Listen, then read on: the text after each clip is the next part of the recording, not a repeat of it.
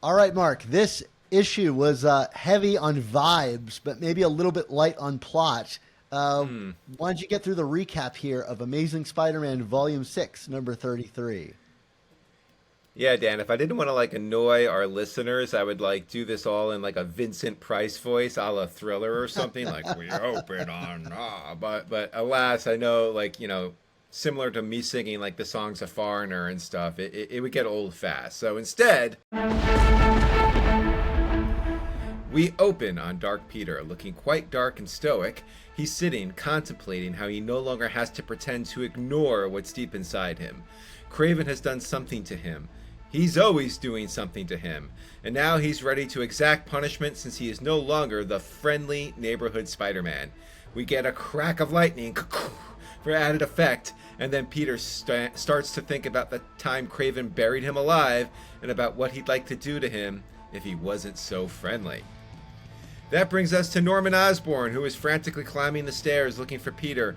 Norman sees that Peter is gone, presumably out fighting crime, but then he notices the discarded red and blues and is suddenly in a panic about what Peter is up to. Craven, meanwhile, he's going through it, thinking about how he was faced down by Spider-Man and ran from him. He affirms to himself that he is Craven the Hunter, while the voice inside keeps telling him how he ran. He's contemplating how to go up against the Spider-Man and is conflicted by weapons and approach, and that's when he realizes he is no longer the hunter, but the prey. I mean, my goodness, this was really begging for Vincent Price. Well, I'm not going to do it, Dan. I'm not. Finally, Craven is raring to go, shotgun in hand, but the black-suited Spider-Man crawls up from behind him and stabs him in the neck with a syringe. Craven is immediately disoriented but starts running from the spider. He is Craven the Hunted, overwhelmed by the fear of every animal he's previously hunted. He thinks he can get the jump on Spider-Man, but is quickly overtaken. Spider-Man pins him down and tells him he can't believe he was ever scared of Craven and that he allowed him to bury him alive. Craven is like, that wasn't me, that was my father. But Spider-Man is all of us talking about the status quo and says, close enough. But then Spidey lets Craven go, toying with him, and Craven runs some more before falling into a sewer. Craven wades through the sewer when a voice tells him to stop so the serum can do its work. And that's when a swarm of vermin appear, smelling something tasty.